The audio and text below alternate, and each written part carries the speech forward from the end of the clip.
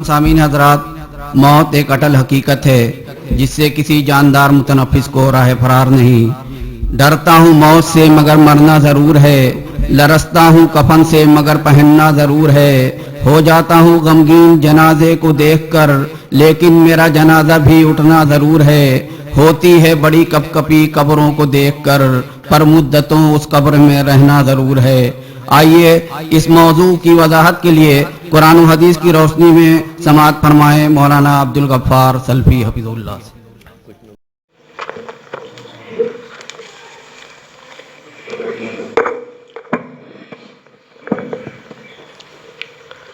السلام علیکم ورحمۃ اللہ وبرکاتہ۔ ان الحمد للہ نحمده ونستعینه ونستغفره ونعوذ باللہ من شرور انفسنا ومن سیئات اعمالنا، من يهده الله فلا مضل له ومن يضلل فلا هادی له، واشهد ان لا الہ الا اللہ وحدہ لا شریک له، واشهد ان محمدا عبدہ ورسولہ۔ یا ایہا الذین آمنوا اتقوا اللہ حق تقاتہ ولا تموتن الا وانتم مسلمون۔ یا ایہا الناس اتقوا ربکم الذی خلقکم من نفس واحدہ وخلق منها زوجها وبث منہما رجالا کثیرا ونساء، واتقوا اللہ الذی تساءلون به والارحام ان اللہ کان علیکم رقیبا۔ یا ایہا الذین آمنوا اتقوا اللہ وقولوا قولا سدیدا یصلح لکم اعمالکم ویغفر لکم ذنوبکم ومن یطع اللہ ورسولہ فقد فاز فوزا عظیما۔ اما بعد فإن خیر الحدیث کتاب اللہ وخیر الہدی ہدی محمد صلی اللہ علیہ وسلم، وشر الامور محدثاتها وكل محدثة بدعة وكل بدعة ضلالة وكل ضلالة في النار۔ اعوذ باللہ من الشیطان الرجیم، بسم اللہ الرحمن الرحیم۔ کل نفس ذائقة الموت وإنما توفون أجوركم يوم القيامة فمن زحزح عن النار وأدخل الجنة فقد فاز وما الحياة الدنيا إلا متاع الغرور۔ وقال تعالى في مقام آخر: يا أيها الناس اتقوا ربكم إن زلزلة الساعة شيء عظيم يوم ترونها تذهل كل مرضعة عما أرضعت وتضع كل ذات حمل حملها وترى الناس سكارى وما هم بسكارى ولكن عذاب الله شديد۔ محترم صدر اجلاس، معزز علماء کرام، محترم بزرگوں، نوجوان بھائیوں، پردہ نشین ماں اور بہنوں، اللہ تبارک و تعالی نے دنیا کو رنگین بنایا ہے، دنیا کے اندر لذت رکھی، اور انسان کی فطرت اللہ تبارک و تعالی نے ایسی بنائی ہے کہ انسان دنیا کی لذت کی طرف آکرشت ہوتا ہے، کھنچتا ہے۔ اللہ کے پیارے نبی جناب محمد رسول اللہ صلی اللہ علیہ وسلم صحیح بخاری کی ایک حدیث میں فرماتے ہیں: الدنیا حلوۃ خضرہ، دنیا بڑی میٹھی ہے اور بڑی ہری بھری، وَإِنَّ اللَّهَ مُسْتَخْلِفُكُمْ فِيهَا، اور اللہ تبارک و تعالیٰ نے دنیا میں تم کو بھیجا ہے فَيَنْظُرَ كَيْفَ تَعْمَلُونَ، تاکہ وہ دیکھے کہ تم کیسا عمل کرتے۔ تو گویا یہ دنیا ایک آزمائش ہے کہ دنیا کو ہم نے رنگین بنایا ہے، میٹھا بنایا ہے، اٹریکٹیو بنایا ہے، اب اس دنیا کے فتنے سے تم اپنی حفاظت کیسے کرو؟ دنیا کی ان تمام رنگینیوں کے بیچ میں اللہ تبارک و تعالیٰ نے موت نام کی ایک ایسی چیز رکھی ہے کہ جس کا تصور آتے ہی لذتیں ختم ہو جاتی۔ موت ایک ایسی حقیقت اللہ تبارک و تعالیٰ نے بنائی ہے جس کا ہم چاہ کے بھی انکار نہیں کر سکتے۔ اگر آپ قرآن کریم کا بغور جائزہ لیں تو موت کے بارے میں 3 حقیقتیں بیان کی گئی۔ پہلی حقیقت یہ بیان کی گئی کہ موت سب کو آنی.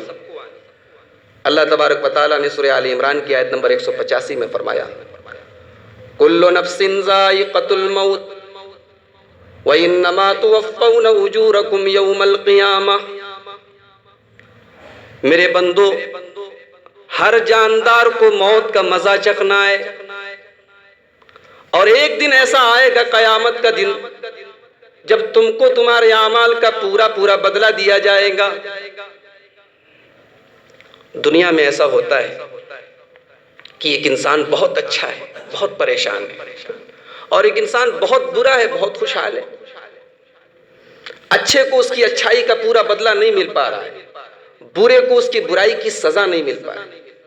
اس کی طرف اشارہ کیا گیا وَإِنَّمَا تُوَفَّوْنَ أُجُورَكُمْ يَوْمَ الْقِيَامَةِ. ایک دن ایسا آنے والا ہے قیامت کا دن جب تم کو تمہارے اعمال کا پورا پورا بدلہ دیا جائے گا. اور اے دنیا کی دولت کو، دنیا کی سرداری کو، دنیا کی عزت کو اپنی کامیابی کا معیار سمجھنے والوں، کامیابی یہ نہیں ہے دنیا میں عیش کر رہے ہو، دولت مل گئی، عزت مل گئی، شہرت مل گئی، تم نے سمجھ لیا کہ تم کامیاب ہو گئے.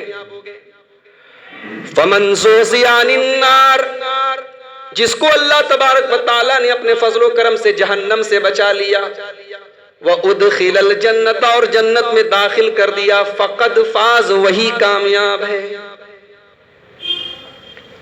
اور جس دنیا کی لذت میں تم موت کو، آخرت کو، اللہ کو، سب کو بھولے بیٹھے، اس دنیا کی حقیقت کیا ہے؟ وَمَا الْحَيَاةُ الدُّنْيَا إِلَّا مَتَاعُ الْغُرُورِ. یہ دنیا تو ایک دھوکے کا سامان ہے. دھوکا کیوں کہا گیا دنیا؟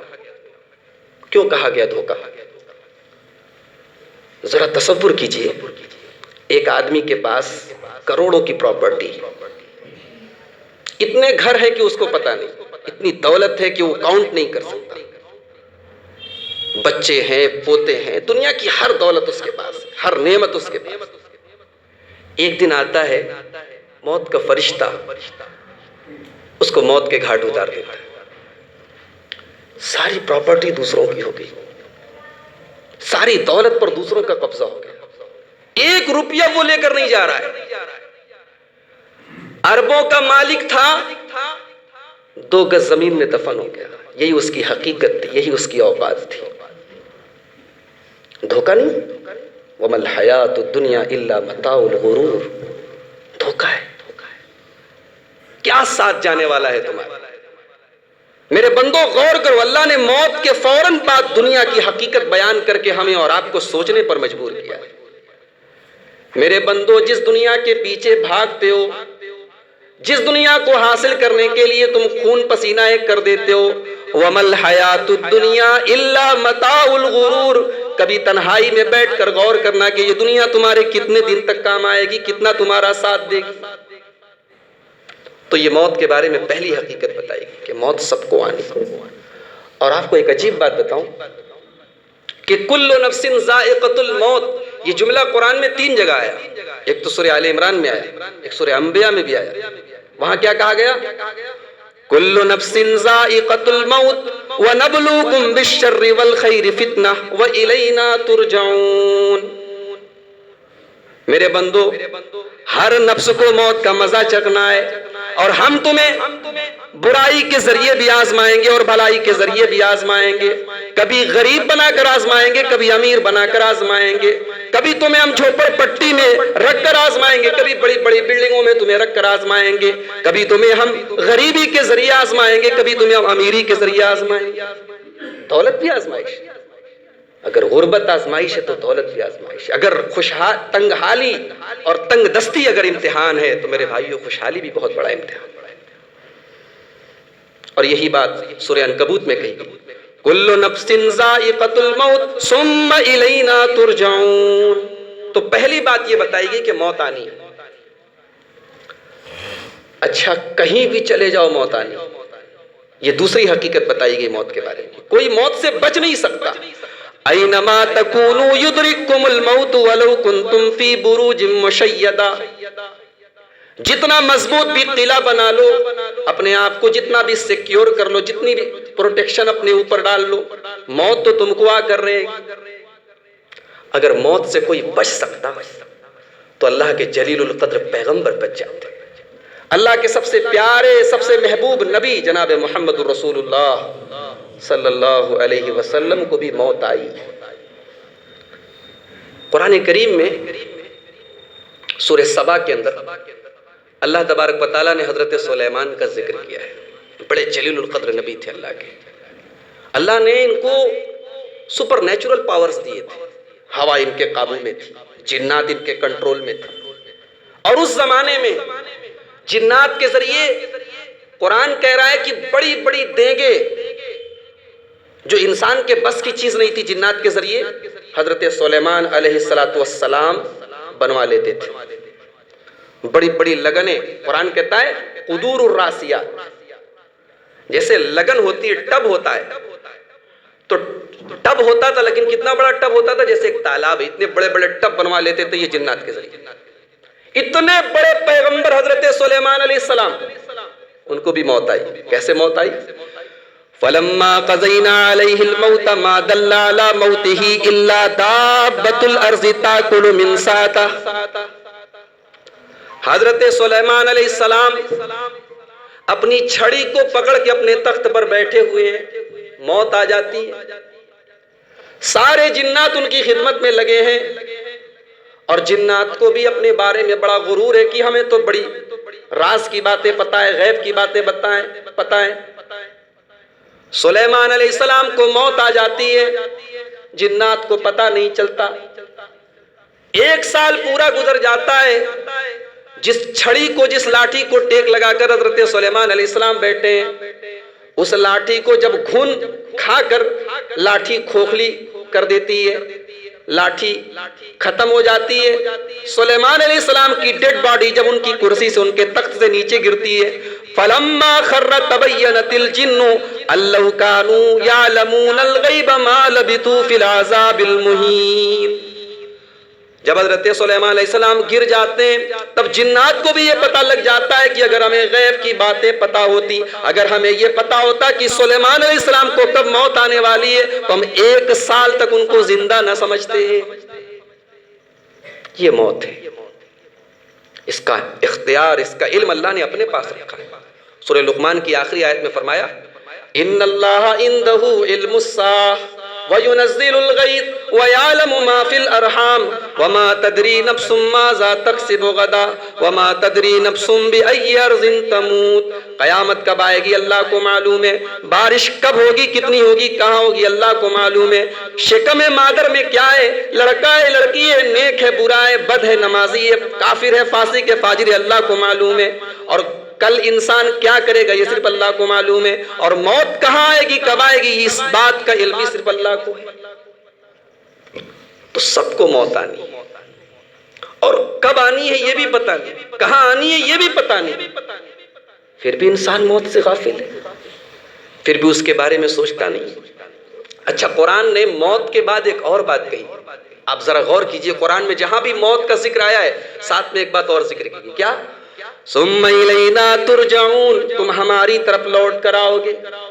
یہ نہ سمجھو کہ 70 سال کی 60 سال کی تم نے زندگی گزاری، عیش کیے، مزے کیے، مر گئے، کام ختم ہو گیا، نہیں، اب ایک اور زندگی شروع ہونے والی ہے۔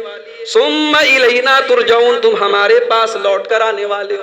یہ جملہ قرآن کا ہمیں یہ بتا رہا ہے کہ موت اختتام نہیں ہے، موت تو ایک نئی زندگی کی ابتدا ہے۔ اسی لیے جب ہم اپنے مردے کو دفناتے ہیں تو یہ نہ سمجھیے کہ اب اس کا کام ختم ہو گیا، اب وہ ہم سے دور ہو گیا، لیکن اب وہ ایک الگ دنیا میں ہے۔ کون سی دنیا میں؟ ابھی میں حدیث پڑھ کے سمجھاتا ہوں۔ آج ہمارے بیچ میں مردے دفن ہوتے ہیں، ہم اپنے ہاتھوں سے مٹی دیتے ہیں، اپنے ہاتھوں سے دفناتے ہیں، کفناتے ہیں، کبھی ہمیں موت یاد نہیں آتی، کبھی ہم یہ نہیں سوچتے کہ یہ دن ہمیں بھی دیکھنا ہے، کبھی قبرستان کو دیکھ کر ہماری آنکھوں سے آنسو نہیں جاری ہوتے۔ کتنے مردہ دل ہو گئے ہیں، کتنے پتھر دل ہو گئے ہیں۔ یہ عثمان غنی ہے، اللہ کے نبی کے جلیل القدر صحابی ہیں، داماد ہیں، جن کو اللہ کے نبی نے کئی بار جنتی کہا ہے۔ ترمذی کتاب الزہد کی روایت ہے، حضرت عثمان غنی کان اذا مر علی قبر بکا، حضرت عثمان غنی جب کسی قبر کے پاس سے گزرتے تو رونے لگتے تھے، زاروں قطار رونے لگتے تھے، حتی یبل لحیتہ، اتنا روتے تھے کہ ان کی داڑھی آنسوؤں سے تر ہو جاتی تھی۔ کہنے والے کہتے تھے عثمان تذکر الجنت والنار ولا تبکی وتبکی من ھذا، اے عثمان جنت کا ذکر ہوتا ہے تمہاری آنکھوں سے آنسو نہیں بہتے، جہنم کا تذکرہ ہوتا ہے تم نہیں روتے، لیکن قبر کے پاس سے گزرتے ہو تو زاروں قطار رونے لگتے ہو، کیا بات ہے، کیوں ایسا کرتے ہو؟ عثمان غنی کہتے ہیں ان رسول اللہ صلی اللہ علیہ وسلم قال، میں نے اپنے پیارے رسول کو یہ فرماتے ہوئے سنا ہے، ان القبر اول منزل من منازل الاخرہ، یہ قبر آخرت کی پہلی منزل ہے، فَإِن نَجَا مِنْهُ فَمَا بَعْدَهُ أَيْسَرُ مِنْهُ، جس کے لیے قبر کی منزل آسان ہو گئی، جو اس منزل سے بچ گیا، جو اس سے نجات پا گیا، اس کے لیے آگے کے راستے بھی آسان ہیں، اور جو قبر کی منزل کو پار نہیں کر پایا وَإِن لَمْ يَنْجُ مِنْهُ فَمَا بَعْدَهُ أَشَدُّ مِنْهُ، تو آگے کی منزلیں بھی اس کے لیے بہت سخت ہیں۔ کیا ہوتا ہے قبر کے اندر؟ جب ہم کسی کو دفناتے ہیں، اللہ کے پیارے نبی جناب محمد رسول اللہ صلی اللہ علیہ وسلم فرماتے ہیں، ابن ماجہ کی صحیح روایت، فرشتے آتے ہیں، جب ایک انسان کے مرنے کا ٹائم قریب ہوتا ہے تو اس کے پاس فرشتے آتے ہیں، اگر برا ہے تو اس کے ساتھ الگ معاملہ ہوتا ہے، نیک ہے تو الگ معاملہ ہوتا ہے۔ نیک کے ساتھ کیسا معاملہ ہوتا ہے؟ یا ایتھا النفس المطمئنہ ارجعی الی ربک راضیۃ مرضیہ فادخلی فی عبادی وادخلی جنتی۔ اگر بندہ مومن ہے، نیک ہے، تو بڑے آرام سے اس کی روح نکالی جاتی ہے، بڑے احترام کے ساتھ اس کی روح نکالی جاتی ہے، اور اس سے کہا جاتا ہے کہ اے ایمان والی روح تو اپنے رب کی رحمت کی طرف نکل۔ اور اگر وہی بندہ برا ہوتا ہے، کافر ہوتا ہے، منافق ہوتا ہے، فاجر ہوتا ہے، تو قرآن کیا کہتا ہے؟ وَلَوْ تَرَى إِذِ الظَّالِمُونَ فِي غَمَرَاتِ الْمَوْتِ وَالْمَلَائِكَةُ بَاسِطُو أَيْدِيهِمْ، یاد کرو جب ظالموں کی موت آتی ہے، جب ظالم لوگ موت کی سختیوں میں گرفتار ہوتے ہیں اور فرشتے اپنا ہاتھ بڑھا کے کہتے ہیں اخرجوا انفسکم، نکالو اپنی جان، الیوم تجزون عذاب الہون بما کنتم تعملون، آج تم کو ذلت کا عذاب دیا جائے گا۔ اچھا کبھی آپ نے کسی کو دیکھا مرنے کے ٹائم کہ موت کا فرشتہ اس کی روح نکال رہا ہے؟ نہیں، ہم نے نہیں دیکھا۔ کسی نے دیکھا؟ کسی نے نہیں دیکھا، لیکن قرآن کہہ رہا ہے، ہمارا ایمان ہے۔ جب قرآن یہ کہہ رہا ہے کہ موت کا فرشتہ تمہاری روح نکالتا ہے، نیک لوگوں کے ساتھ الگ معاملہ کرتا ہے، برے لوگوں کے ساتھ الگ معاملہ کرتا ہے، ہم تسلیم کرتے ہیں، ایمان رکھتے ہیں، تو عذاب قبر کے بارے میں انسان یہ کیسے کہہ دیتا ہے کہ بات سمجھ میں نہیں آتی؟ ہیں کچھ لوگ عقل استعمال کرتے ہیں، کہتے ہیں ارے یہ قبر کا عذاب کہاں سے آ گیا؟ ابھی مقدمہ ہوا نہیں، ابھی عدالت لگی نہیں، پہلے ہی مجرم کو سزا دی جا رہی، تو قیامت کے دن عدالت لگے گی، مقدمہ ہوگا، وہاں سزا دی جائے گی، دنیا میں کیسی سزا دی جائے گی؟ ارے اللہ کے بندے، اللہ تعالیٰ تو دنیا ہی میں، دنیا کی زندگی میں بھی چاہے تو سزا دے سکتا ہے، دے سکتا ہے کہ نہیں دے سکتا؟ دیتا ہے۔ ہمارے علاقے میں کچھ لوگ ہیں قبر کے عذاب کو نہیں مانتے، کیوں صاحب؟ بولے قرآن میں کہیں نہیں آیا، قرآن کہتا ہے دو زندگی ہے، دو موت ہے۔ میں کہتا ہوں قرآن میں کہیں قبر کے عذاب کا ذکر نہ آیا ہو، صرف اتنا آیا ہو وَمَا آتَاكُمُ الرَّسُولُ فَخُذُوهُ وَمَا نَهَاكُمْ عَنْهُ فَانْتَهُوا، میرا رسول جو دے دے اس کو لے لو، میرا رسول جس سے منع کر دے اس سے رک جاؤ۔ اللہ کے پیارے نبی اپنی ہر نماز میں تشہد میں یہ دعا کریں اللہم انی اعوذ بک من عذاب القبر، اور نبی کا امتی کہے کہ میں عذاب قبر کو نہیں مانتا، یا تو وہ اپنے آپ کو نبی کا امتی کہنا بند کر دے، یا پھر یہ کہہ دے کہ نبی کی جو بات میری سمجھ میں آئے گی میں مانوں گا، جو بات سمجھ میں نہیں آئے گی میں نہیں مانوں گا۔ میرے نبی کے پاس جبریل علیہ السلام آتے تھے، قرآن کی آیتیں آپ کے اوپر نازل ہوتی تھی، صحابہ نے کبھی بھی جبریل کو نہیں دیکھا، جبریل علیہ السلام کو نہیں دیکھا، لیکن نبی پر اعتماد ہے، نبی پر بھروسہ ہے۔ نبی نے بتایا کہ جبریل آئے تھے، صحابہ نے مان لیا۔ ایمان ایسا ہونا چاہیے میرے پیارے بھائیوں، ایمان والوں کی پہلی صفت قرآن میں یہی بیان کی گئی، الذین یؤمنون بالغیب، وہ غیب پر ایمان رکھتے ہیں۔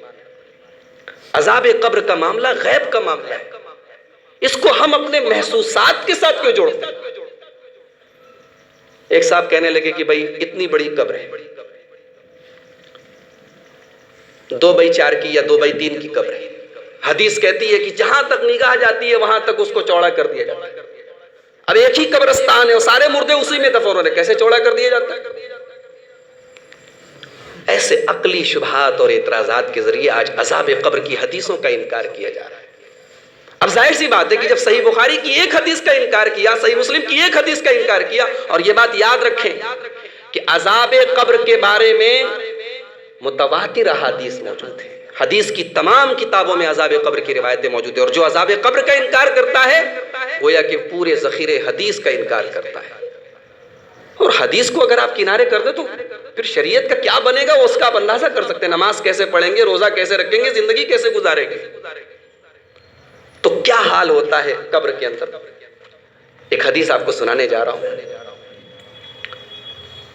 اللہ کے پیارے نبی صلی اللہ علیہ وسلم کھچر پر سوار ہو کے جا رہے ہیں، صحیح مسلم کی روایت ہے۔ اچانک آپ کا کھچر بھدکنے لگتا ہے، اس قادت تلقی ہی، حضرت زید ابن ثابت اس حدیث کے راوی ہیں، کہتے ہیں ایسا معلوم ہوا کہ اللہ کے نبی گر پڑیں گے۔ آپ پوچھتے ہیں کون سی جگہ ہے یہ؟ پتہ لگا کہ قبرستان ہے، 4 یا 5 یا 6 قبریں ہیں وہاں۔ اللہ کے نبی پوچھتے ہیں من یعرف اصحاب هذه الاقبر، کوئی جانتا ہے قبریں کس کی ہیں؟ ایک صحابی کہتے ہیں کہ اللہ کے نبی میں جانتا ہوں کس کی قبر ہے۔ اللہ کے نبی پوچھتے فمتا ماتو، یہ لوگ کس حال میں مرے تھے؟ جواب ملا ماتو فی الاشراک باللہ، یہ سب مشرک ہو کر مرے تھے، مشرکوں کی قبریں۔ گویا ان کو عذاب قبر ہو رہا تھا اور وہ عذاب قبر اس کھچر کو محسوس ہو رہا تھا اور وہ بھدک رہا تھا۔ اللہ کے پیارے نبی فرماتے ہیں ان هذه الامه تبتلى في قبورها، میری امت بھی قبر میں آزمائی جائے گی، اس کو بھی قبر میں عذاب ہوگا۔ ولو لا تدافنوا لدعوت اللہ ان یسمعکم من عذاب القبر، اگر مجھے یہ ڈر نہ ہوتا کہ تم اپنے مردوں کو دفنانا چھوڑ دو گے تو میں اللہ سے دعا کرتا کہ تم کو بھی عذاب قبر سنائے، الذی اسمع منہ، جو مجھے سنائی دیتا ہے، مجھے سنائی دیتا ہے، میں اللہ سے دعا کرتا کہ تمہیں بھی سنائی دے۔ اس کے بعد اللہ کے نبی نے صحابہ سے کہا پناہ مانگو اللہ سے، تعوذوا باللہ من عذاب النار، جہنم کی آگ سے اللہ کی پناہ مانگو، عذاب قبر سے اللہ کی پناہ مانگو، کھلے ہوئے اور چھپے ہوئے فتنوں سے اللہ کی پناہ مانگو، اور دجال کے فتنے سے اللہ کی پناہ مانگو۔ یہ صحیح مسلم کی روایت ہے۔ ایک اور روایت اپنے سامنے رکھی جسے امام بخاری اور امام مسلم دونوں لائے ہیں، اور حدیث کے راوی حضرت انس رضی اللہ تعالیٰ عنہ کہتے ہیں کہ اللہ کے پیارے نبی صلی اللہ علیہ وسلم فرماتے ہیں کہ جب مردے کو دفنایا جاتا ہے تو اس کے بعد 2 فرشتے آتے ہیں اور کہتے ہیں ما کنت تقول فی ھذا الرجل، اس آدمی کے بارے میں تم کیا کہتے تھے؟ یہاں نبی کا نام نہیں لیا گیا، کوئی احترام والا جملہ بھی استعمال نہیں کیا گیا۔ ما کنت تقول فی ھذا الرجل، اس آدمی کے بارے میں تم کیا کہتے تھے؟ مومن ہے تو کہتا ہے اشہد انہ عبد اللہ ورسول، میں گواہی دیتا ہوں کہ اللہ کے بندے اور اللہ کے رسول ہیں۔ اللہ کے پیارے نبی فرماتے ہیں کہ جب یہ گواہی دے دے گا کہ یہ اللہ کے بندے ہیں اور اللہ کے رسول ہیں تو قبر اس کے لیے کشادہ کر دی جائے گی، اور اگر کافر ہوگا اسے پوچھا جائے گا تم بتاؤ تم کیا کہتے ہو ان کے بارے میں، وہ کہے گا لا ادری، میں نہیں جانتا، اقول ما یقول الناس، میں وہی کہتا ہوں جو لوگ کہتے تھے۔ پتہ لگا کہ دین کو سمجھنا چاہیے، سنی سنائی باتوں کو دین نہیں سمجھنا چاہیے۔ قبر کے اندر سنی سنائی بات کو دین سمجھنے والا ناکام ہوگا اور سمجھ کر حق بات کو قبول کرنے والا کامیاب ہوگا۔ جو ناکام ہوگا وہ کیا کہے گا؟ میں نہیں جانتا یہ کون ہے، جو لوگ کہتے تھے میں کہتا تھا۔ تو فرشتے کہیں گے لا دریتا ولا تلیتا، نہ تو نے جاننے کی کوشش کی اور نہ نے اہل حق کی پیروی کی، 2 ہی طریقہ ہے نجات کا، یا تو جانو کہ حق کیا ہے یا حق والوں کے پیچھے پیچھے چلو، یہی طریقہ ہے نجات کا۔ تو فرشتے کہیں گے اس آدمی سے لا دریت ولا تلیت، نہ تو نے حق کو جانا اور نہ حق والوں کے پیچھے پیچھے چلا۔ اس کے بعد اللہ کے نبی فرماتے ثم یضرب بمطرقۃ من حدید، پھر اس کو ایک لوہے کے ہتھوڑے سے مارا جائے گا۔ کہاں مارا جائے گا؟ بین اذنیہ، اس کی گدی پر مارا جائے گا، اور ایسا چلائے گا، وہ ایسی چیخ مارے گا فیصیح صیحۃ یسمعہ من فی السماوات ومن فی الارض الا الثقلین، کہ جنات اور انسان کے علاوہ سارے لوگ سنیں گے۔ یہ عذاب قبر ہے۔ اس کو مزید تفصیل سے اگر آپ کو سمجھنا ہو تو ایک روایت اپنے سامنے اور رکھیں جسے امام ابو داؤد رحمۃ اللہ علیہ کتاب السنہ میں لائیں۔ حدیث کے راوی حضرت براء ابن عازب کہتے ہیں کہ ایک انصاری کے جنازے میں ہم لوگ اللہ کے نبی کے ساتھ تھے۔ ہم لوگ قبر تک پہنچے، ولما یلحد، ابھی قبر تیار نہیں ہوئی، قبر کو کھودا جا رہا ہے، تیار کی جا رہی ہے۔ فجلس رسول اللہ صلی اللہ علیہ وسلم، اللہ کے رسول بیٹھ گئے، وجلسنا حولہ، ہم بھی اللہ کے نبی کے پاس بیٹھ گئے۔ کیسے بیٹھے؟ کانما علی رؤوسنا الطیر، ایسا معلوم ہوتا تھا کہ ہمارے سروں پر پرندے بیٹھے۔ یہ اتنا احترام تھا اللہ کے نبی کا صحابہ کے دلوں میں کہ اللہ کے نبی کے سامنے بڑے باادب ہو کر بیٹھتے تھے۔ اللہ کے نبی کے ہاتھ میں ایک لکڑی تھی، ایک تنکا تھا، ینکت بہ الارض، آپ زمین کھود رہے تھے۔ اس کے بعد آپ نے سر اٹھایا اور صحابہ سے کہا استعیذوا باللہ من عذاب القبر، اے میرے صحابہ اللہ کی پناہ طلب کرو عذاب قبر سے، اللہ کی پناہ طلب کرو عذاب قبر سے۔ آپ نے 3 بار یہ جملہ کہا۔ اس کے بعد آپ نے فرمایا کہ نیک بندہ جب قبر میں دفنایا جاتا ہے تو جیسے ہی اس کو دفنا کے لوگ جانے لگتے ہیں یسمع خفق نعالہم، ان کے جوتوں کی آواز بھی سنتا ہے۔ اب یہ کیسے سنتا ہے اللہ بہتر جانتا ہے، ہم اس کو اپنی زندگی پر قیاس نہیں کر سکتے کہ جیسے ہمارے بیچ میں زندہ تھا اب قبر میں ویسے ہی زندہ ہو گیا، اس کو ہم قیاس نہیں کر سکتے۔ اللہ تبارک و تعالیٰ اس کے اندر شعور پیدا کرتا ہے، سننے کی طاقت پیدا کرتا ہے۔ اسی لیے کہا گیا کہ مردوں کو دفناؤ تو وہاں دعا کیا کرو، ثابت قدمی کی دعا کیا کرو۔ جیسے ہی ہم دفن سے فارغ ہو کر جانے لگتے ہیں سوال شروع ہو جاتا ہے۔ تو کیا سوال کیا جاتا ہے؟ من ربک، تیرا رب کون ہے؟ ما دینک، تیرا دین کیا ہے؟ ما ھذا الرجل الذی بعث فیکم، اور وہ آدمی کون ہے جو تمہارے بیچ میں بھیجے گئے؟ مومن ہوتا ہے تو کہتا ہے ربی اللہ، میرا رب اللہ ہے، دینی الاسلام، میرا دین اسلام ہے، اور وہ آدمی جو ہمارے بیچ میں بھیجے گئے محمد صلی اللہ علیہ وسلم اللہ کے بندے اور اللہ کے رسول ہیں۔ اور کافر یا منافق ہوتا ہے تو اللہ کے نبی کہتے ہیں ایک ہی جواب دیتا ہے ہا لا ادری، ہا لا ادری، ہائے ہے میں نہیں جانتا، میں نہیں جانتا۔ مومن کے ساتھ کیا معاملہ ہوتا ہے؟ فَيُنَادِي مُنَادٍ مِّنَ السَّمَاءِ، جب مومن اپنے سوالوں کا صحیح جواب دے دیتا ہے تو فرشتے پوچھتے ہیں وَمَا يُدْرِيكَ، تجھے کیسے پتا لگا کہ تیرا رب اللہ ہے؟ تجھے کیسے پتا لگا کہ تیرا دین اسلام ہے؟ تجھے کیسے پتا لگا کہ محمد اللہ کے بندے اور رسول ہیں؟ تو جواب دیتا ہے قرأت کتاب اللہ وآمنت بہ وصدقت، میں نے اللہ کی کتاب کو پڑھا تھا۔ مسلمانوں سب پڑھنے کا ٹائم ہمارے پاس، اللہ کی کتاب پڑھنے کا ٹائم نہیں۔ اللہ کی کتاب ہمیں قبر کے اندر بھی بچا رہی ہے۔ اللہ کے نبی یہ جملہ کہتے ہیں اور اس کے بعد سورہ ابراہیم کی آیت نمبر 28 پڑھتے ہیں یثبت اللہ الذین آمنوا بالقول الثابت فی الحیات الدنیا وفی الآخرہ، اللہ تبارک و تعالی اہل ایمان کو دنیا اور آخرت میں قول ثابت کے ذریعے ثابت قدم رکھے گا۔ یعنی قبر کے اندر بندہ اگر یہ کہہ دے کہ میرا رب اللہ ہے، میرا دین اسلام ہے اور محمد صلی اللہ علیہ وسلم اللہ کے بندے اور رسول ہیں، تو گویا وہ ثابت قدم رہ گیا۔ اسی لیے مردے کو دفنانے کے بعد یہی دعا کرنی چاہیے، چاہے اردو میں کریں اپنی زبان میں کریں، یہی دعا کرنی چاہیے کہ اے اللہ اس کو ثابت قدم رکھ۔ لیکن ثابت قدم کیسے رہے گا؟ جب اللہ کی کتاب کو پڑھے گا۔ آج ہم اپنی زندگیوں کا جائزہ لیں، قرآن سے ہماری دوری بیان کرنے کی ضرورت نہیں ہے۔ رمضان آتا ہے تو بھولے بٹ کے ہم نے قرآن کے اوراق کھول لیے، ورنہ سال بھر قرآن ہمارے گھر میں بند رہتا ہے۔ ہماری زندگی کے شیڈیول میں قرآن کی تلاوت ہے ہی نہیں۔ یہاں قبر کے اندر پوچھا جائے گا تجھے کیسے پتا لگا کہ تیرا رب اللہ ہے؟ تجھے کیسے پتا لگا کہ تیرا دین اسلام ہے؟ جواب دے گا بندہ کہ میں نے اللہ کی کتاب کو پڑھا تھا۔ اللہ تبارک و تعالیٰ کی طرف سے آواز آئے گی افرشوا لہ من الجنہ، اس کے لیے جنت کا بستر لگا دو، وفتحوا لہ بابا الی الجنہ، اور جنت کا ایک دروازہ اس کے لیے کھول دو، وَأَلْبِسُوهُ مِن لِبَاسِ الْجَنَّةِ، اور اس کو جنت کا لباس پہنا دو۔ پھر اللہ کے نبی فرماتے ہیں اس کی قبر کو جہاں تک نگاہ جاتی ہے وہاں تک کشادہ کر دیا جاتا ہے، وَيَأْتِيهِ مِنْ رَوْحِهَا وَطِيبِهَا، اور جنت کی خوشبو اس کو ملتی رہتی ہے۔ اصل میں جب ہم قبر بولتے ہیں تو ہمارے دماغ میں وہی قبر ہوتی ہے جو قبرستان میں ہم جس میں اپنے مردے کو دفناتے ہیں۔ عذاب قبر یا ثواب قبر کا تعلق برزخ کی زندگی سے ہے۔ دنیا اور آخرت کے بیچ کی جو زندگی ہے وہ برزخ کی زندگی ہے، وہ کیسی ہے ہمیں پتہ نہیں۔ مومن کے ساتھ کیسا معاملہ ہو رہا ہے اللہ کے نبی ہمیں بتا رہے ہیں، کافر کے ساتھ کیسا معاملہ ہو رہا ہے اللہ کے رسول ہمیں بتا رہے ہیں۔ ہمیں ایمان رکھنا ہے بس، وہ کیسے ہے، کیا ہے، کیوں ہے، ہمیں پتہ نہیں۔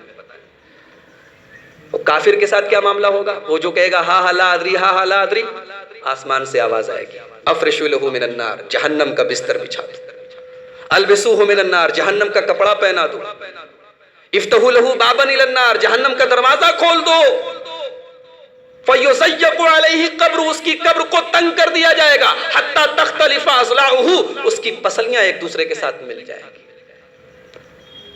اور پھر اس کے بعد ایک فرشتے کو متعین کیا جائے گا، اور فرشتہ بھی کیسا ہوگا، اعمیٰ ابکم، اندھا گونگا، نہ دیکھے گا نہ بولے گا، وَمَعَهُ مِرْزَبَّةٌ مِّنْ حَدِيدٍ، اور اس کے ساتھ ایک لوہے کا ہتھوڑا ہوگا، ایک ہیمر ہوگا، ہیمر، ہتھوڑا، کتنا خطرناک ہتھوڑا ہوگا، لو یضرب بها جبل لصار ترابا، اگر اس ہتھوڑے سے پہاڑ کو مارا جائے تو وہ ریزہ ریزہ ہو جائے گا، اس ہتھوڑے سے اس کو مارا جائے گا، فیکون ترابا، اور وہ واقعی میں ریزہ ریزہ ہو جائے گا۔ اتنا بڑے ہتھوڑے سے انسان کو مارا جائے گا، اس کا کیا حال بنے گا، ختم، ریزہ ریزہ ہو جائے گا، ثم تعاد فی روح، پھر اس کے اندر روح لوٹائی جائے گی۔ یہ سلسلہ قیامت تک چلتا رہے گا۔ میرے بھائیوں، اسی لیے ہمیں اور آپ کو اللہ کے نبی نے خاص طور سے وصیت کی کہ عذاب قبر سے اللہ کی پناہ طلب کرتے رہو۔ ما رأیت منظرا قط افظع من القبر، قبر سے زیادہ خطرناک منظر میں نے نہیں دیکھا۔ ابن ماجہ کی روایت ہے، اللہ کے نبی ایک جنازے میں ہیں، صحابہ کرام بھی بیٹھے ہیں، اللہ کے نبی صلی اللہ علیہ وسلم رونے لگتے ہیں، زار و قطار رونے لگتے ہیں، اور آپ کو آپ کے آنسوؤں سے زمین تر ہو جاتی ہے۔ اس کے بعد آپ اپنے صحابہ سے کہتے ہیں لمثل ھذا فاعدوا یا اخوانی، اے میرے صحابہ اس دن کی تیاری کرو، یہاں سب کو آنا ہے۔ میرے بھائیوں، موت وہ چیز ہے جو ہمیں قدم قدم پر عبرت سکھاتی ہے، ہمیں سبق دیتی ہے۔ ہم اپنے گھر میں ایک دوا لاتے ہیں، ایک میڈیسن لاتے ہیں، ایک سیرپ لاتے ہیں، اس پہ ایک ایکسپائری ڈیٹ لکھی ہوتی ہے۔ ایکسپائری ڈیٹ کراس ہو گئی، دوا بیکار ہو گئی، چاہے کتنی بھی مہنگی ہو، ہم اٹھا کے پھینک دیتے ہیں کہ اب یہ ری ایکشن کر دے گی۔ ہماری بھی ایک ایکسپائری ڈیٹ ہے۔ جتنی نیکیاں کر سکتے ہیں، اللہ کو راضی کر سکتے ہیں، اس ایکسپائری ڈیٹ کے پہلے کر سکتے ہیں، اس کے بعد موقع نہیں ملے گا۔ اور وہ ایکسپائری ڈیٹ کب آئے گی ہمیں پتہ نہیں۔ اسی لیے اللہ نے قرآن میں ایک عجیب بات کہی، یا ایھا الذین آمنوا اتقوا اللہ ولتنظر نفس ما قدمت لغد، اے ایمان والو اللہ سے ڈرو اور کل کے لیے تم نے کیا آگے بڑھایا ہے، کل کے لیے تم نے کیا آگے بڑھایا ہے، یہ دیکھ لو۔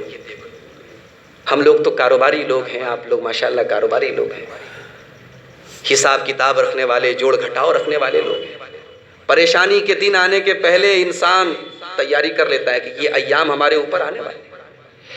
اللہ کہہ رہا ہے کہ کل تمہاری موت کب آئے گی جب تمہیں پتا نہیں، تو یہ مان کے چلو کہ کل آئے گی۔ کل آنے کے پہلے تیاری کر لو کہ کل اگر تمہاری موت آ گئی اور تمہیں اپنے رب کے پاس جانا پڑا تو کس حال میں جاؤ گے، کیا ہوگا تمہارے کھاتے میں، کیا ہوگا تمہارے نام یا ہمارے نام۔ تو یہ تو قبر کا معاملہ تھا۔ اس کے بعد قیامت کا جو معاملہ ہوگا، کتنا بھیانک منظر ہوگا قیامت کا۔ اللہ تعالیٰ نے سورہ حج کی پہلی آیت میں نقشہ کھینچا ہے، یا ایھا الناس اتقوا ربکم ان زلزلۃ الساعۃ شیء عظیم، اے لوگو اپنے رب سے ڈرو، قیامت کا زلزلہ بڑا خطرناک ہوگا۔ ابھی چھوٹا موٹا زلزلہ آیا تھا نیپال کے اندر، کیسے ہل گئے تھے ہم، وہ زلزلہ بھی ہمارے یہاں نہیں آیا تھا، اس کے جھٹکے ہم نے محسوس کیے۔ بہار اور نیپال اور بنگال کے جن جن علاقوں میں وہ زلزلہ آیا، جو متاثر ہوئے، وہاں کے لوگ کچھ دن تک تو ہکا بکا تھے۔ ایک معمولی سے زلزلے کے اوپر ہمارا یہ حال ہے، سوچو زلزلہ قیامت کیسا ہوگا جب وہ زلزلہ صرف نیپال کی سرزمین پر نہیں، پھر بنگال کی سرزمین پر نہیں، پھر ہندوستان کی سرزمین پر نہیں، اذا زلزلت الارض زلزالها، پوری زمین کو ہلا دیا جائے گا۔ وہ زلزلہ آئے گا تو کیا حال ہوگا؟ یوم ترونها تذہل کل مرضیۃ عما ارضعت، وہ دن اتنی سختی کا دن ہوگا کہ دودھ پلانے والی ماں بھی اپنے بچے سے غافل ہو جائے گی۔ ابھی مولانا ماں کی محبت کا ذکر کر رہے تھے، ایک ماں اپنے بچے کو دودھ پلاتی ہے، اور حقیقت ہے۔ اور میں ایک بات بولوں، ماں باپ اپنی اولاد سے جو محبت کرتے ہیں یہ فطری ہوتی ہے، وہ نہ چاہتے ہوئے بھی اپنے بچے سے محبت کرتے ہیں۔ اللہ تعالیٰ نے اولاد کی محبت ماں باپ کے دل میں ڈال دی ہے، رات رات بھر جاگتے ہیں، پریشان ہوتے ہیں، باپ اپنی کمائی لٹا دیتا ہے، بچہ بیمار ہو جاتا ہے، ماں بیچاری بچہ بیمار ہوتا ہے، بچے کو تکلیف ہوتی ہے، ماں کی آنکھوں سے آنسو جاری ہوتے ہیں، ماں سے کوئی کہتا نہیں ہے، ماں کے دل میں اللہ نے محبت ڈال دی ہے، یہ نیچرل محبت ہے۔ اولاد کو اپنے ماں باپ سے محبت کرنا ہے، اپنے دل میں ماں باپ کی محبت اور احترام ڈالنا ہے، اور ماں باپ کے دل میں آلریڈی ڈالا گیا ہے، دونوں میں فرق ہے۔ اسی لیے قرآن میں کہیں ماں باپ سے نہیں کہا گیا کہ اپنی اولاد کے ساتھ محبت کرو، وہ تو نیچرل ہے، اولاد سے کہا گیا وَبِالْوَالِدَيْنِ إِحْسَانًا، اپنی اولاد کے اپنے والدین کے ساتھ اچھا سلوک کرو۔ تو ایک ماں، اور وہ بھی دودھ پلا رہی ہو، بچہ ابھی دودھ پی رہا ہو، کتنی محبت ہوگی۔ ماں اپنے بچے کو دودھ پیتے بچے کو اپنے سینے سے الگ نہیں کر سکتی، لیکن اللہ نے نقشہ کھینچا قرآن کا، یوم ترونہا تذہل کل مرضعۃ عما ارضعت، قیامت کا دن ایسی بے بسی کا دن ہوگا، دودھ پلانے والی ماں بھی اپنے بچے سے غافل ہو جائے گی، وتضع کل ذات حمل حملها، اور ڈر کا یہ عالم ہوگا، دہشت کا یہ عالم ہوگا کہ حاملہ عورتوں کے حمل ساقط ہو جائیں گے، ان کے حمل گر جائیں گے، اور لوگوں کے چہروں کا جغرافیہ ایسا ہوگا، لوگوں کے چہرے دیکھ کر ایسے لگ رہے ہوں گے وَتَرَى النَّاسَ سُكَارَى وَمَا هُمْ بِسُكَارَى وَلَكِنَّ عَذَابَ اللَّهِ شَدِيدٌ، ایسا لگے گا کہ لوگ نشے کے عالم میں ہیں، لیکن کوئی نشے کے عالم میں نہیں ہوگا، وہ اللہ کا عذاب ہوگا۔ دنیا میں ہم جھوٹ سچ کس کے لیے کرتے ہیں؟ اپنی اولاد کے لیے، اپنے بچوں کے لیے، اپنی بیوی کے لیے۔ کیا یہ اولاد ہمارے کام آئے گی؟ یہ بچے ہمارے کام آئیں گے؟ یہ بیوی ہمارے کام آئے گی قیامت کے دن؟ یوم یفر المرء من اخیہ وامہ وابیہ وصاحبتہ وبنیہ، قیامت کے دن آدمی اپنے بھائی سے بھاگے گا، اپنی ماں سے بھاگے گا، اپنی بیوی سے بھاگے گا، اپنی اولاد سے بھاگے گا۔ لکل امرئ منہم یومئذ شان یغنی، ہر ایک کو اپنی فکر ہوگی، ہر ایک کو اپنی چنتا ہوگی، اور بھاگے گا ہی نہیں۔ ماں باپ چاہیں گے میری اولاد کو اللہ تعالیٰ پکڑ لے، مجھے چھوڑ دے، بیوی چاہے گی میرا شوہر گرفتار ہو جائے، میں بچ جاؤں۔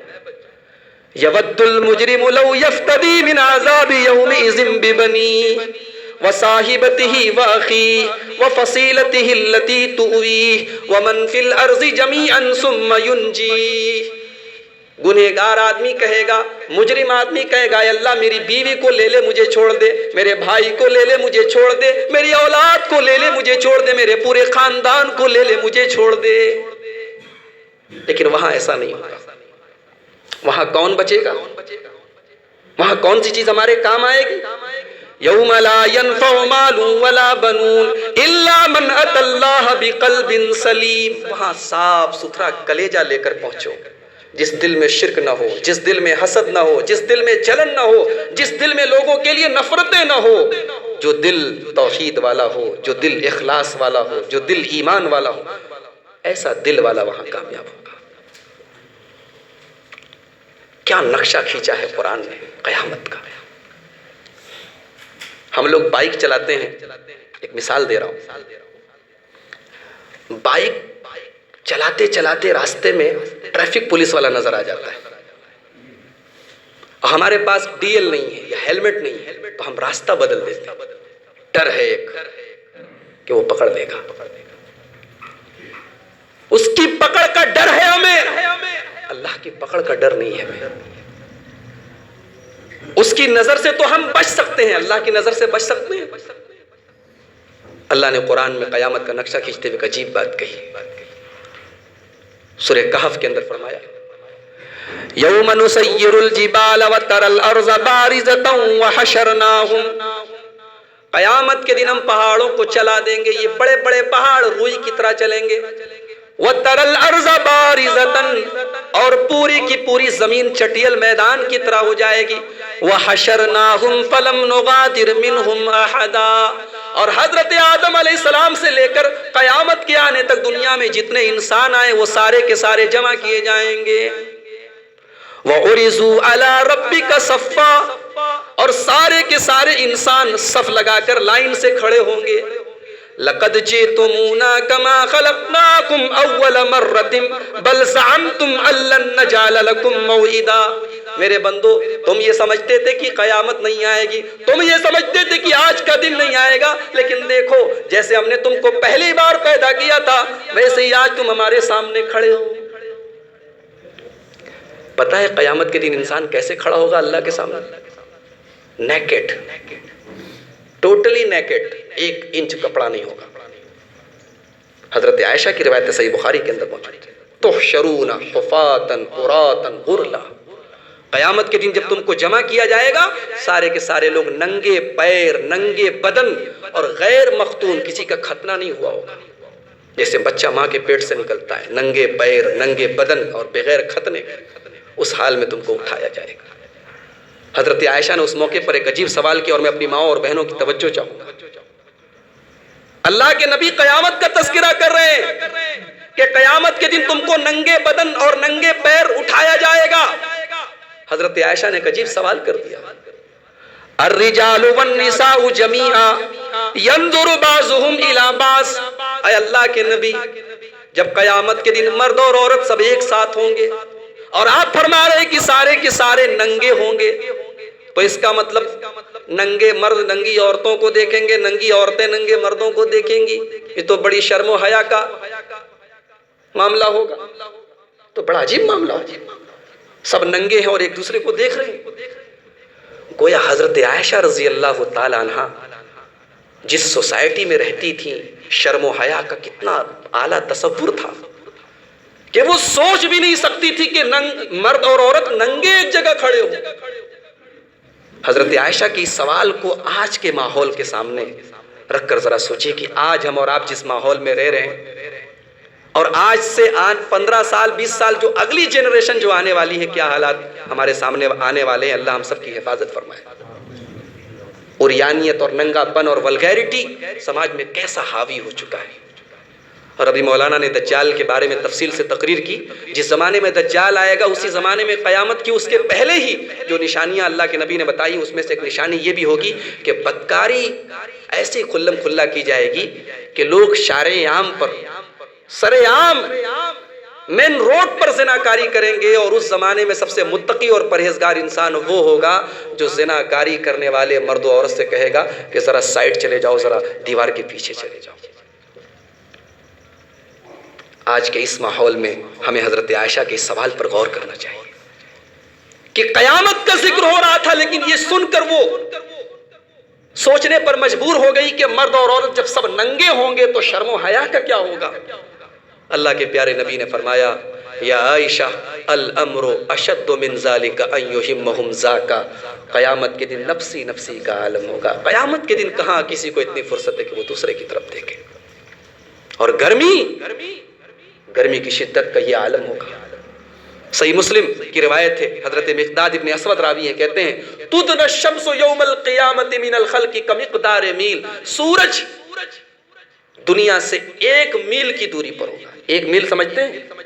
1 میل 1.6 کلومیٹر کے برابر ہوتا ہے, تقریباً 1.5 کلومیٹر کے برابر 1 میل ہوتا ہے. اور آج اس وقت سورج 9 کروڑ 30 لاکھ میل دور ہے. مئی جون کا مہینہ آتا ہے تو ہم اے سی میں بیٹھے رہتے ہیں, باہر نہیں نکلتے, گرمی سے بے حال ہو جاتے ہیں. سوچو کہ جب 1 میل کی دوری پر 1.6 کلومیٹر کی دوری پر جب یہ سورج ہوگا تو اس وقت کیسی حرارت اور گرمی اور ٹیمپریچر کا کیا حال ہوگا.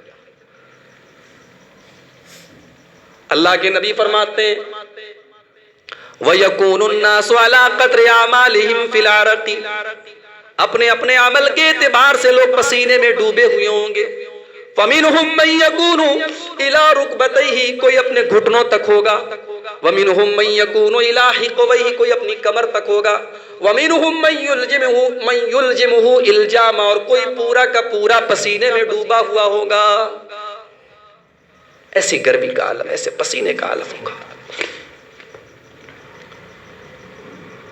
اور اس گرمی میں اس پسینے کی شدت سے بچنے کا طریقہ بھی ہمارے نبی نے بتا دیا. ہیں کچھ خوش نصیب لوگ ہیں جن کو اللہ تعالیٰ اس گرمی سے بچائے گا. سبعۃ یظلھم اللہ فی ظلہ یوم لا ظل الا ظلہ. صحیح بخاری کتاب الزکوٰۃ، صحیح مسلم کتاب الزکوٰۃ کی روایت ہے. 7 ایسے خوش نصیب لوگ ہوں گے جن کو اللہ تعالیٰ قیامت کے دن اپنے عرش کا سایہ دے گا. یہاں عرش کا ذکر نہیں آیا لیکن دوسری روایات میں عرش کا لفظ آیا ہے. اپنے عرش کا سایہ دے گا جس کے علاوہ کوئی سایہ نہ ہو. کون 7 لوگ ہوں گے میں جلدی بتا دیتا ہوں آپ کو. امام عادل، انصاف اور عدل کا دامن تھامے رہنے والا امام، لوگوں کا سردار، لوگوں کا مکھیا، لوگوں کا امیر جو انصاف اور عدل کے ساتھ کام کرے. وَشَابٌ نَشَأَ فِي عِبَادَةِ اللَّهِ، اور وہ نوجوان جس کی جوانی اللہ کی عبادت میں گزری ہو. میرے نوجوان ساتھیوں میں آپ سے مخاطب ہوں، اس پوری حدیث میں کہیں یہ نہیں کہا گیا کہ کسی بوڑھے کے لیے کوئی خاص بشارت ہو، لیکن جوان کا نام لے کے کہا گیا. آپ کی جوانی کی یہ ویلو ہے اللہ کے نبی کی نظر میں، اللہ کی نظر میں. ایک جوان آدمی جو اپنی جوانی کو اللہ کی عبادت میں گزارے، جس کی جوانی مستیوں اور دنیا کی رنگینیوں کی شکار نہ ہو جائے، جو اپنی جوانی کی قدر و قیمت کو سمجھے، جس کے دل میں اللہ کے سامنے جواب دہی کا احساس ہو. وَرَجُلَانِ تَحَابَّا فِي اللَّهِ اجْتَمَعَا عَلَيْهِ وَتَفَرَّقَا عَلَيْهِ، اور وہ 2 لوگ جو ایک دوسرے سے محبت کریں تو اللہ کے لیے، ملیں تو اللہ کے لیے، جدا ہو تو اللہ کے لیے. آج دولت نے ہم لوگوں کے مزاج کو ایسا بنا دیا ہے کہ آج اس طریقے کے رشتے کی ہم اس طریقے کے رشتوں کو کچھ ہم سمجھ نہیں سکتے کہ اللہ کے لیے کسی سے کوئی محبت کرے. ایسا ہوتا ہے. آپ کہیں چلے جائیں، اہل حدیث ہو، مسلمان اہل حدیث، اپنی جماعت کا موحد انسان، ہاتھوں ہاتھ لیتے ہیں لوگ. کوئی رشتہ نہیں ہے، کوئی ریلیشن نہیں ہے، ایک محبت ہے کہ اپنا بھائی ہے، اپنی جماعت کا ہے، اپنا موحد بھائی ہے. ایک محبت ہوتی ہے جو پیسے کی بنیاد پر ہوتی ہے، جو رشتے کی بنیاد پر ہوتی ہے، لیکن ایک محبت وہ ہوتی ہے جو اللہ کی محبت کی بنیاد پر ہوتی ہے. اگر یہ محبت پیدا ہو جائے، اللہ کے نبی فرماتے ہیں کہ قیامت کے دن عرش کا سایہ ملے گا. اور نمبر 4، وَرَجُلٌ قَلْبُهُ مُعَلَّقٌ فِي الْمَسَاجِدِ، اور وہ آدمی جس کا دل مسجد میں اٹکا. کہاں گئے وہ نمازی جن کا دل مسجد میں اٹکا رہتا تھا؟ آج تو نمازی ہیں لیکن بس ایک فارمیلٹی پوری ہو رہی ہے. اذان ہوئی، 8 بجے اذان ہوئی، 8:15 بجے پہنچ گئے، 4 رکعت پڑھی، 2 رکعت سنت پڑھی، 1 رکعت فطر پڑھی، چلے آئے. ایک کام یہ بھی ہے، اور ایک وہ نماز ہے جس میں خشوع ہے، جس میں خضوع ہے، جس میں اللہ کی قربت کا احساس ہے. ایک وہ نماز ہے کہ ٹرین پر ہو، فلائٹ پر ہو، بس پر ہو، مس نہیں ہونے دیں گے. ایک وہ نماز ہے کہ چھوٹ جائے تو ایسا لگے کہ ہاں میرا کچھ چھوٹ گیا، کچھ مس ہو گیا. نماز سے ایسا گہرا تعلق پیدا ہو جائے، اللہ کے نبی فرماتے ہیں کہ اس کو قیامت کے دن عرش کا سایہ ملے. اور اگلی جو صفت بیان کی گئی اس پر میرے نوجوان ساتھی ذرا توجہ دیں. وَرَجُلٌ دَعَتْهُ امْرَأَةٌ ذَاتُ مَنْصَبٍ وَجَمَالٍ فَقَالَ إِنِّي أَخَافُ اللَّهَ، اور وہ آدمی بھی قیامت کے دن اللہ کے عرش کا سایہ پائے گا جس کو کوئی خوبصورت عورت. ایک بات بولوں، میں نے وہ حدیث ابھی جو پڑھی تھی آپ کے سامنے کہ دنیا بڑی رنگین ہے، بڑی میٹھی ہے، اس میں ایک جملہ میں نے چھوڑ دیا. اللہ کے نبی نے یہ تو کہا کہ دنیا بڑی رنگین ہے، بڑی میٹھی ہے، اور اللہ نے تم کو دنیا میں عمل کرنے کے لیے بھیجا. آگے ایک اور جملہ کہا، کیا کہا؟ فَاتَّقُوا الدُّنْيَا وَاتَّقُوا النِّسَاءَ، اے میرے امتیوں تم دنیا سے بچو اور عورتوں سے بچو. عورت بہت بڑا فتنہ ہے, اتنا بڑا فتنہ ہے دنیا کا کہ اللہ کے نبی صلی اللہ علیہ وسلم نے ترازو کے ایک پلڑے پر پوری دنیا کو رکھ دیا اور دوسرے پر عورت کو رکھ دیا. ساری دنیا کے فتنے ایک طرف, عورت کا فتنہ ایک طرف. یہ عورت چاہے تو بڑے بڑے متقی کے تقوی کو پانی پانی کر سکتی ہے. اور اس کے فتنے سے بچنے کے لیے ایک ہی چیز کارگر ہے, اللہ کا ڈر, اللہ کا خوف. وہ انسان جس کو کوئی خوبصورت عورت اور ملکہ عورت, حکومت والی عورت گناہ کی دعوت دے اور وہ یہ کہہ کر ٹھکرا دے انی اخاف اللہ, میں اللہ سے ڈرتا ہوں, میں تیری اس بدکاری کی دعوت پر لبیک نہیں کہہ سکتا, ایسے پاک دامن انسان کو بھی اللہ تبارک و تعالی عرش کا سایہ دے گا.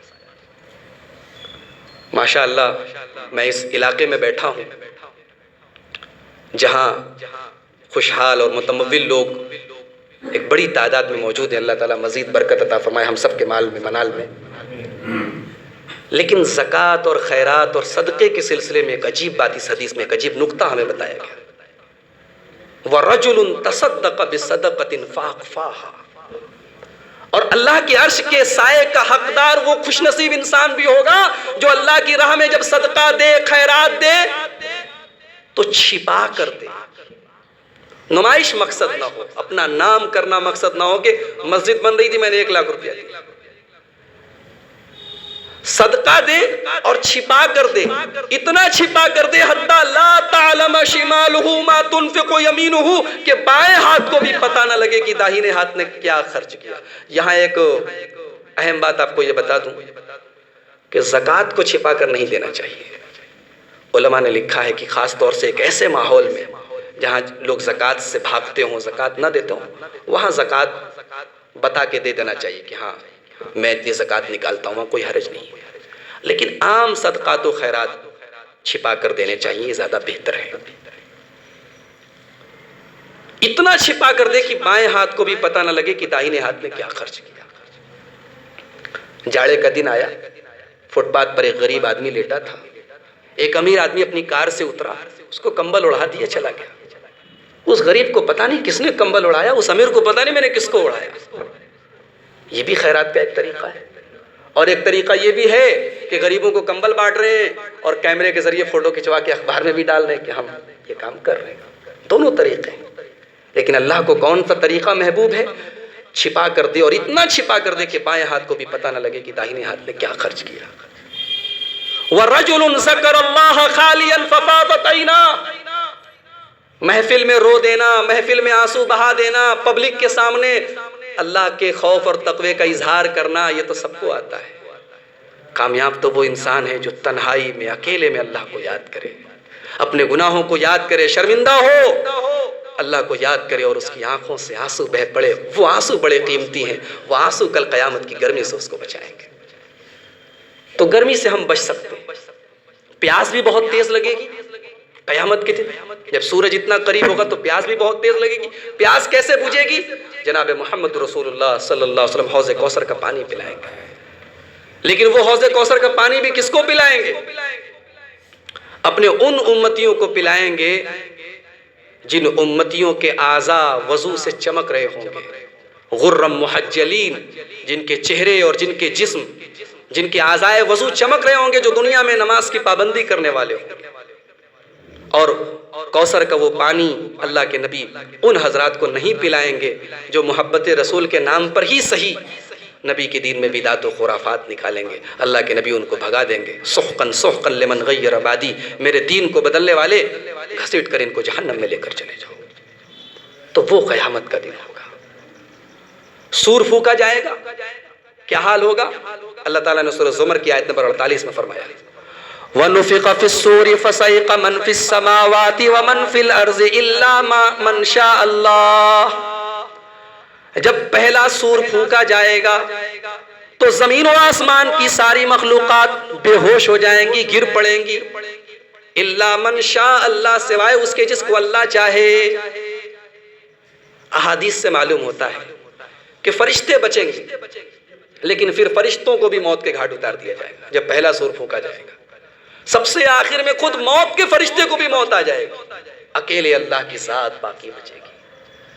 وہی وہ ذات ہے جو کبھی فنا نہیں ہو سکتی، وہی وہ ذات ہے جس کو کبھی زوال نہیں۔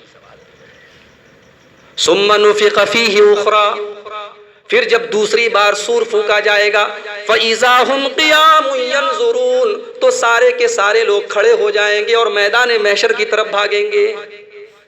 اب میدان محشر میں لوگ پہنچ گئے، اب اللہ کی عدالت لگی ہے، اب حساب و کتاب کا مرحلہ آتا ہے، اب بندے کی کتاب اس کے سامنے رکھی جاتی ہے، زندگی بھر کی کمائی، زندگی بھر کے کرتوت اس کے سامنے آتے ہیں۔ کیا بندے کا حال کیا ہوتا ہے اس ٹائم؟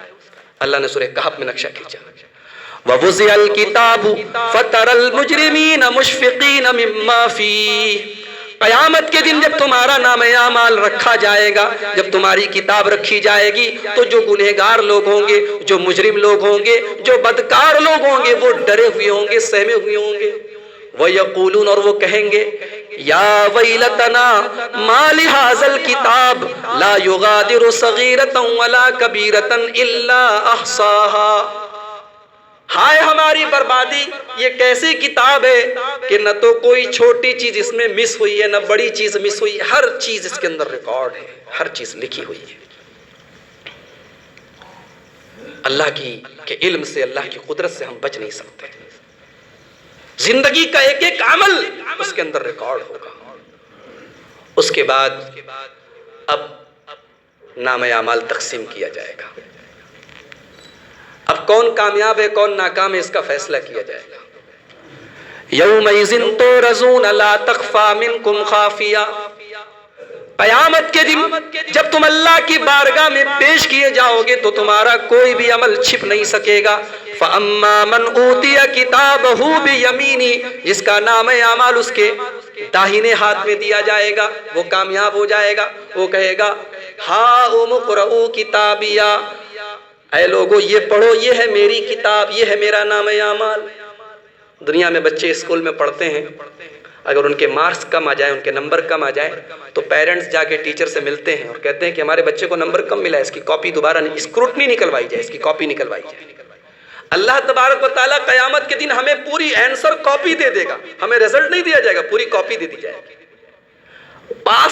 جو پاس ہو گئے ان کی پہچان یہ کہ ان کے داہنے ہاتھ میں نام اعمال دیا جائے گا، اور وہ بیچارہ خوشی میں کہے گا ہاؤم اقرؤوا کتابیہ، پڑھو یہ ہے میری کتاب، انی ظننت انی ملاق حسابیہ، مجھے یقین تھا مجھے میرا یہی حساب ملے گا۔ لوگ اپنے اپنے بستروں پر آرام کرتے تھے، فجر کی اذان ہوتی تھی، الصلاۃ خیر من النوم کی صدائیں بلند ہوتی تھی، میں اے سی میں سویا رہتا تھا، میں کمبل اوڑھ کے سویا رہتا تھا، میں گرمی کی سردی کی پرواہ نہیں کرتا تھا۔ الصلاۃ خیر من النوم کی صدائیں سن کر میں اٹھ جاتا تھا، میں اللہ کی حضور جا کر سجدے کرتا تھا، میں نے دنیا میں اللہ کو راضی کیا تھا، اللہ کو خوش کیا تھا۔ انی ظننت انی ملاق حسابیہ، مجھے یقین تھا مجھے میرا حساب ملے گا۔ فَهُوَ فِي عِيشَةٍ رَاضِيَةٍ، وہ مومن بندہ دنیا میں جتنا بھی پریشان رہا ہو اللہ کے ہاں عیش و آرام سے رہے گا۔ فی جنت عالیہ، جنت میں رہے گا۔ قطوفہا دانیہ، دنیا میں بیچارے کو پھل کھانے کو ملے نہیں، میوے کھانے کو ملے نہیں، دنیا میں بڑی غریبی کی پریشانی کی زندگی بھی اس نے گزاری ہو، لیکن اللہ کے ہاں کوئی چیز کسی چیز کی کمی نہ ہوگی۔ قطوفہا دانیہ، سارے پھل سارے میوے اس کے لیے جھکے ہوئے ہوں گے، تجھے کسی چیز کے لیے محنت کرنے کی بھی ضرورت نہیں ہے۔ کلوا واشربوا ہنیئا بما اسلفتم فی الایام الخالیہ، اللہ کہے گا میرے مومن بندو آج کھاؤ اور پیو، تم نے دنیا میں عمل کیا تھا، ہمیں راضی کیا تھا، ہمیں خوش کیا تھا، آج تمہارے عیش کے دن ہے۔ اور فیل ہونے والوں کی نشانی کیا ہو؟ وَأَمَّا مَنْ أُوتِيَ كِتَابَهُ بِشِمَالِهِ، جس کا نام اعمال اس کے بائیں ہاتھ میں، اس کے لیفٹ ہینڈ میں دیا جائے گا، وہ کیا کہے گا؟ یا لیتنی لم اوت کتابیہ، کاش میری کتاب مجھے نہ دی گئی ہوتی، ولم ادری ما حسابیہ، کاش حساب و کتاب کی نوبت ہی نہ آئی ہوتی۔ یا لیتہا کانت القاضیہ، کاش دنیا میں جو موت آئی تھی اسی موت پر میرا کام تمام ہو گیا ہوتا۔ دیکھ رہے ہیں سوچ بدل گئی۔ دنیا میں جب کسی کو آخرت کی بات بتاؤ، جنت کی بات بتاؤ، جہنم کی بات بتاؤ، تو ایک دنیا دار آدمی کیا کہتا ہے؟ ارے ہٹو میاں، 4 دن کی زندگی عیش کرنے دو، مر گئے پھر پتہ نہیں کیا ہوگا۔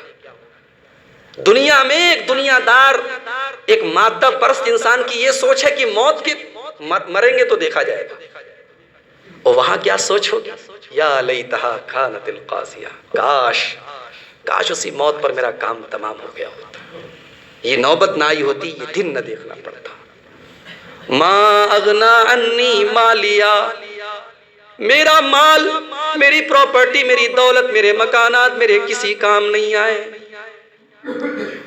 ہلک عنی سلطانیہ، میری سلطنت، میری بادشاہت آج ختم ہو گئی، آج کسی کے اوپر میرا روب نہیں چلتا، کسی کے اوپر میرا دبدبہ نہیں چلتا۔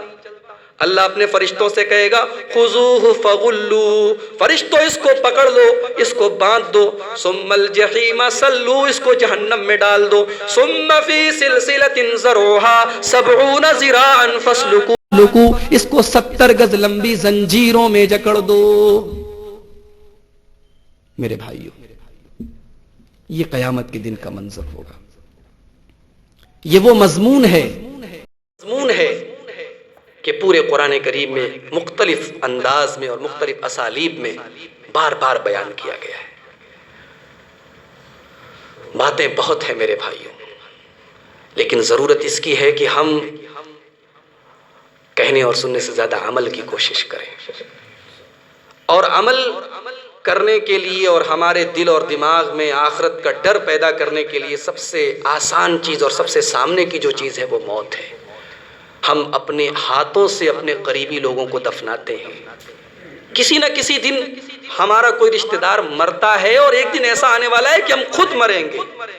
یہ موت ہمیں اس بات کا احساس دلاتی ہے کہ کتنے بھی ہم دنیا میں ترقی کے اعلیٰ مدارج طے کر لیں، دولت کا انبار لگا لیں، لیکن ایک ایسا دن آنے والا ہے جب ہمیں بھی فنا ہونا ہے، ہمیں بھی اپنے رب کے پاس جانا ہے۔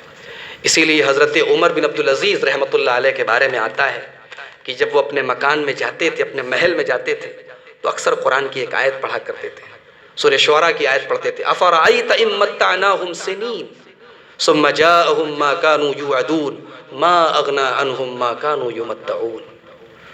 کیا تم نے نہیں دیکھا کہ دنیا میں ہم نے بہت سارے لوگوں کو بڑا نوازا، لیکن ایک دن ایسا آیا کہ ہمارا وعدہ، اب وعدے سے مراد اللہ کا عذاب بھی ہو سکتا ہے اور وعدے سے مراد موت بھی ہو سکتی ہے، جس دن موت آئی ما اغنا عنہم ما کانوا یمتعون، تو دنیا میں جتنا دولت، شہرت، عزت جو کچھ کمایا تھا وہ آج کسی کام کا نہیں۔